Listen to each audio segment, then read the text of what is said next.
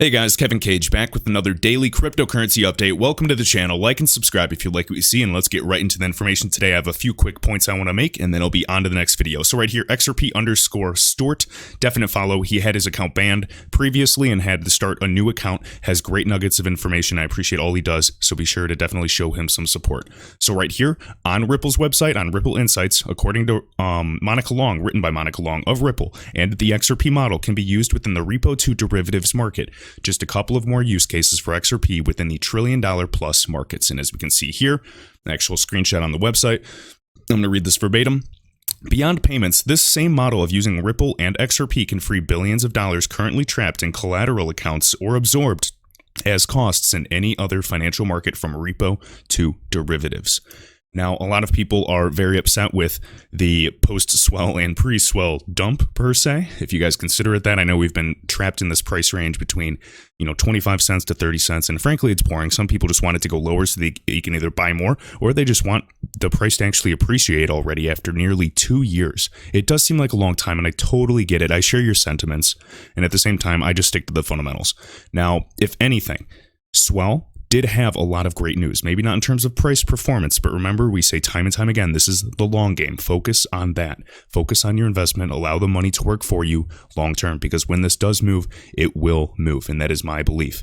Now, what we realize is Ripple has some of the biggest groups partnered with them, and the coolest thing was that they all, and especially some of the content creators that went to swell, they confirmed and spoke with these huge groups, and these banks, financial institutions all expressed 100% interest and intention on utilizing XRP for on-demand liquidity. They see the value.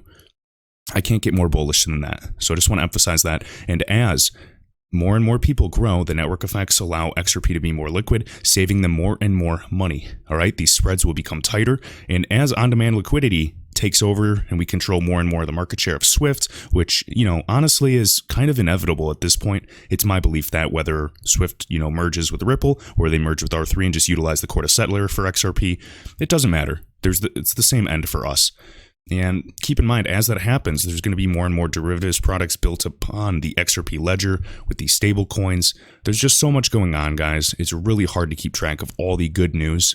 And I know people spread FUD, but really the only FUD that actually, can people continue to focus on is price, because they have nothing else, because you can't actually talk bad about the fundamentals. They'll say Ripple's dumping. That is a complete joke to me.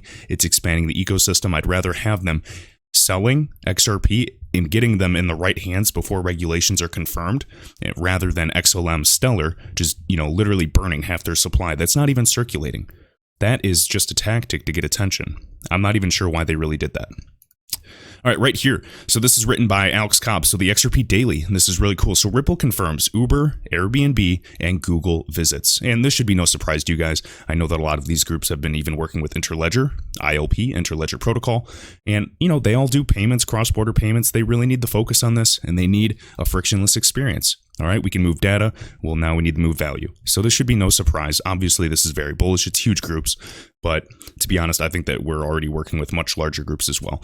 So right here, valued XRP community member, XRP_Stort, thank you, posted 2 interesting topics, video clips here. And we got Ripple's Ashish Burla speaking at the Milken Institute Global Conference. And if you guys have never even watched those YouTube videos, highly recommend it. Really, really good. Now, the first clip, we see Ashish Burla confirming that Ripple has visited Uber, Airbnb, and Google, as well as others, most likely referring to other big tech companies. No surprise, especially as, they started out right in San Francisco and are still based there, and have a few global offices now.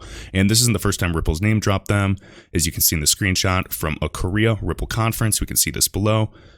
And then Ashish Burla, here's some quotes. So, went out and visited with Uber and Airbnb and Google and others. And then Amazon, for example, has 206 different payment connections. They're pushing innovation. No surprise there. And there's other solutions like the ones Ripple provided. Now, I think there's absolutely some competitors, but nobody is utilizing a digital asset that can offer the biggest cost savings, especially on a permissionless basis. And that is just why XRP is truly a no-brainer, guys. We are seeing adoption. We are seeing everything that's been predicted the past few years with CBDCs, with everybody, with regulations slowly but surely coming. It's simply just a matter of time. All right, considering that nearly 50% of all RippleNet clients are still not publicly announced, it's fair to speculate that they could be some of them. And absolutely, and I'm not saying that they're just going to be using 100% XRP. What I'm saying is that they can be a part of the plan and get on RippleNet utilizing Xcurrent per se, getting used to the, UX and everything, and even interacting on that new RippleNet homepage, sourcing liquidity, starting slow like MoneyGram. All news is good news. And as I say, when price is increasing, volume's increasing, XRP's price increases, we're able to send larger batched payments through the system as well. All right. And then right here, Ashish Birla, again, 2019. So Asia right now, and especially Japan, Singapore, and Thailand leading the way. We've seen big mega banks adopt blockchain. Absolutely. They're putting the money in now because they know what's coming. We have a company that is sending e-commerce payments internationally. Yes, e-commerce. So it's not only just remittance. We're talking e-commerce, 24/7, 365 payments. Of course, Amazon wants to get in on this. And then again, if regulation becomes clear, you will see rapid adoption. That's what we're waiting for. The longer we stay at this price, the more I believe that price will actually move up in a few big price movements. Maybe a combination of utility and speculation, and they feed off of each other like a flywheel per se. But again, it's coming. And to finish off, I just wanted to go over this. So I Am Legion just posted this. Let's make a list of companies and entities that have tested or used Interledger Protocol, ILP. And here's a few, and we're going to finish off with this. Bank of England, we already know how bullish they are. And again, RippleNet partners. Bank of Japan, we got the ECB, the European Central Bank. We have Hyperledger.org, 300 members. We have W3. We have NTT Data, which we talk about time and time again, and Everest. We have R3. I believe, okay, so 280 members. I believe it's over 300 members, but maybe 280 members have only tested it. I'm curious what this means.